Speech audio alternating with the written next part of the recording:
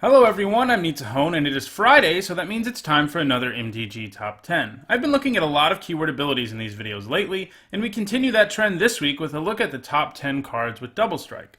Double Strike premiered back in 2003 in Legions, and since then it has been an evergreen keyword, meaning we see it in just about every set. A creature with Double Strike does damage twice, once during the first strike damage phase, and again during the normal damage phase. The double strike mechanic occurs primarily on white cards, with red being the color with the second most cards with the keyword.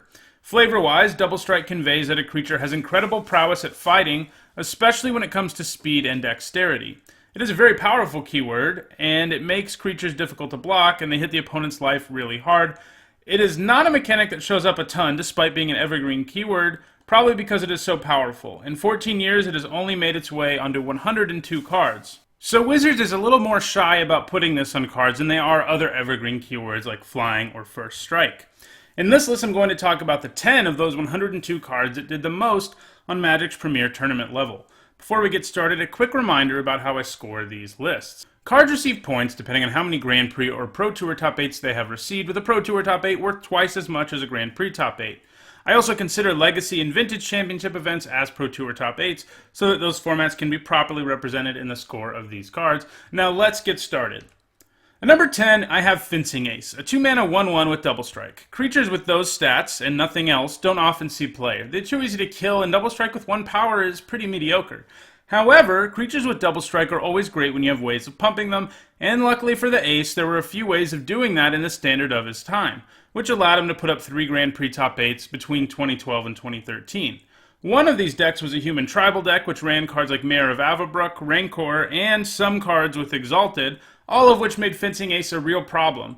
It also put up 2 top 8s in Bant hexproof decks, as you may have suspected, that were loaded with creatures who had hexproof and auras to pump them.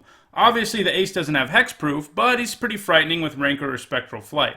Fencing Ace hasn't seen play since it rotated, and I don't think it ever will. At number 9, I have Rafiq of the Many. Rafiq has Exalted, which already pushes you towards just attacking with one creature, but he also gives creatures who attack alone Double Strike. That's pretty great when it is on a 4-mana 3/3 body, who all alone can attack as a 4/4 Double Strike. In Standard, Rafiq managed a top 8 at Pro Tour Kyoto in 2009 in a deck called Dark Exalted, which featured the Exalted mechanic heavily, with Rafiq being one of the ways for the deck to inflict massive amounts of damage in one swing. It also picked up 2 Grand Prix Top 8s in Standard and Mythic Bant decks. These decks featured a ton of Mythic rares, including Rafiq, and ran the Bant colors specifically to have access to him. Rafiq even managed a top 8 at a Legacy Grand Prix in 2010, appearing in a deck called Progenitus Bant, whose primary way of winning was to cheat Progenitus into play with Natural Order, but it had a backup plan that involved creatures like Rafiq of the Many, Rox Warmonk, and Tarmogoyf. That Legacy deck wasn't one that has stood the test of time, though, and Rafiq hasn't managed a top 8 in any format since 2010. At number 8, I have Student of Warfare. It doesn't have Double Strike when you play it, and it takes a little while to get there, but thanks to a very low level up cost, getting Student of Warfare up to the point where it is a 4/4 Double Strike is pretty easy.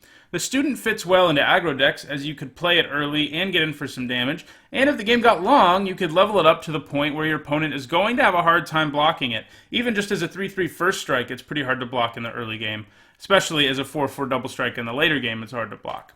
Despite all it had going for it, though, Student of Warfare managed only 1 Pro Tour Top 8 in Standard at Pro Tour Paris in 2011, appearing in a version of the Cobblade deck, but it wasn't a card that appeared in all versions of the Cobblade deck, obviously, otherwise it would be much higher on this list. It had more success in Extended, where it put up 2 Pro Tour Top 8s at Pro Tour Amsterdam in 2010, and 2 Grand Prix Top 8s at Grand Prix Kobe in 2011. All 4 of these decks were White Weenie decks, where Student of Warfare fit perfectly. Unfortunately for the Student, though, Extended ceased to exist in 2011. It seemed to be on a roll in the last days of the format, but once Extended disappeared and was replaced by Modern, it never saw any play in the new format. At number 7, we have Ajani Caller of the Pride. 3-mana Planeswalkers are often quite strong, and Ajani is no exception to that. While he doesn't have a great way to protect himself, his ability to pump creatures with +1/+1 counters, and the ability to give flying and double strike to a creature, made him the kind of planeswalker that aggro decks wanted to play. He just made your creatures better. In his time in Standard, Ajani saw play in decks like Naya aggro and Boros aggro, but his biggest home was in Selesnya aggro. At number 6, we have Sonhome, Fortress of the Legion. This is a land that grants creatures double strike. Lands with relevant activated abilities almost always see play somewhere because the opportunity cost of playing them is very low. You want lands in your deck no matter what, and having one that can actually do something other than produce mana is pretty nice upside. Sonhome first saw play in Ravnica Block Constructed, putting up a top 8 in Boros aggro. After that, the card was largely forgotten, though, until the birth of the Amulet Bloom deck in Modern about 8 years later. This deck sought to produce mana very quickly, with a combination of bounce lands and Amulet of Vigor, at which point the deck played Primeval Titan and searched up Sonhome Fortress of the Legion and Slayer's Stronghold, which gives a creature +2/+0 in haste, to swing for 18 damage as early as turn 3. For a while, this was one of the most feared decks in Modern. Eventually, though, Summer Bloom, one of the cards that enabled this deck, in that it was one of the ways that this deck could produce enough mana to play Primeval Titan super early on in the game, was banned. The Titan deck has lived on to some extent as Bloomless Titan, and while that deck has managed top 16s in Modern, it hasn't quite managed a top 8 yet, but I'm not going to count out Sonhome Fortress of the Legion yet, because it's the exact land you want to search up with Primeval Titan, and Primeval Titan is a ridiculous magic card. At number 5, I have Silverblade Paladin, who came with the Soul Bond mechanic, which allowed you to not only have your Paladin come into play with Double Strike, but also allowed you to give Double Strike to another creature. And this generally went on a creature that was already in play, and thus could attack with Double Strike on the same turn you play your Paladin. The Paladin was a great card for aggro decks, and that's where it exclusively saw play in Block and Standard. In Block, it picked up 1 Pro Tour top 8 at Pro Tour Avacyn Restored in 2012, and in Standard, it saw play in Green-White Humans, Selesnya Aggro, Bant Hexproof, and Naya. It has never quite managed to see play non-rotating formats, though, where the prevalence of a card like Lightning Bolt makes his small body something of a liability. At number 4, we have our first non-white card on the list, Temur Battle Rage. Battle Rage is just an instant that grants Double Strike, but it has the Ferocious mechanic, which says that if you control a creature with power 4 or greater, that creature also gets Trample. If you're giving a creature with power 4 or greater Double Strike and Trample, you're going to hit your opponent pretty hard. This can result in massive damage out of nowhere if your opponent isn't ready for it, and as a result, the Battle Rage has seen play in decks in 2 different formats that sought to take down a massive chunk of the opponent's life with a single swing. In Standard, it saw play in Gruul Aggro and Atarka Red primarily, which also ran Become Immense, allowing the deck to easily do 20 points of damage with one swing. All you had to be doing was pumping a 4/4 with Become Immense and casting Temur Battle Rage on it. This combination of cards has been strong enough to make the transition to Modern 2, where it appears in one of the top decks in the format right now, Death Shadow Zoo. This deck uses the same combo, Battle Rage and Become Immense, and lowers their own life total to smash for massive amounts of damage with Death's Shadow. The deck has been quite successful too. So far in 2017 alone, it has managed 7 Grand Prix top 8s at Modern events, and there doesn't seem to be an end in sight to Death's Shadow dominance in the format, so Temur Battle Rage is a very likely card to climb higher on this list. At number 3, we have Domri Raid, another 3-mana Planeswalker. This one can let you draw cards with his +1, have your creatures fight your opponents with his -2, and he has an emblem that grants a whole slew of frightening keyword abilities to all of your creatures, including Double Strike.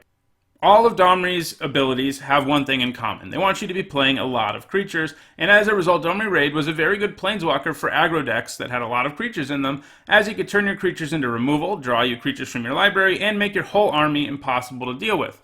While in Standard, Domri saw play in Naya Aggro, Gruul Aggro, Jund Aggro, Devotion to Gruul, Devotion to Green, and Birthing Pod. Domri Raid even saw a little bit of play in Modern, putting up 4 Grand Prix top 8s in the format, 2 in Birthing Pod decks, and 2 in Domri Zoo decks, which were named for this Planeswalker. He hasn't managed a top 8 in Modern since 2016, though, and he seems to be pretty close to done seeing play at the Premier level. At number 2, we have Boros Charm. Like all charms, Boros Charm offers you some choices. The one used most frequently with this one is, admittedly, doing 4 damage, as it mostly appears in burn decks. But having the flexibility to also give a creature Double Strike, for example, if your opponent has found a way to give themselves Hexproof, certainly increases the card's value because it doesn't become a complete dud once your opponent sides in a way to give themselves Hexproof.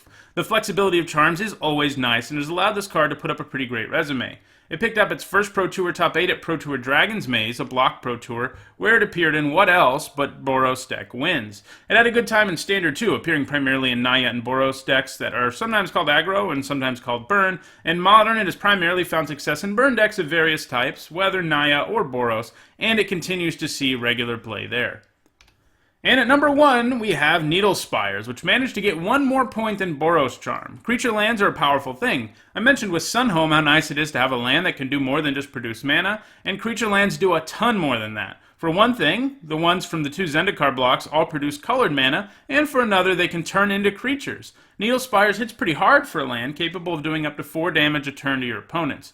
Creature lands dodge board sweeping and sorcery speed removal too, giving your aggro deck some resilience to board sweeping effects. So far, the Spires have only seen play in Standard, where it has been featured in a variety of decks, including Collected Company, Dark Jeskai, Boros Aggro, and most recently Mardu vehicles. One of the more interesting places this card got played, and something that I think indicates just how strong of a card it is, was in decks that were otherwise mono-white, but ran a few mountains and the Spires just so that they could get some extra value out of their lands. Frank Carson wrote a whole article about it on channelfireball.com about how it was just worth running Needle Spires because it was such a good creature land.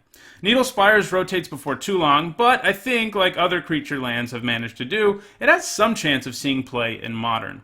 Well, that does it for this week's MTG Top 10. If you enjoyed this video, don't forget to hit the like button. In the comments, let me know what your favorite card with Double Strike is, and if you want to catch future MTG Top 10s, don't forget to subscribe.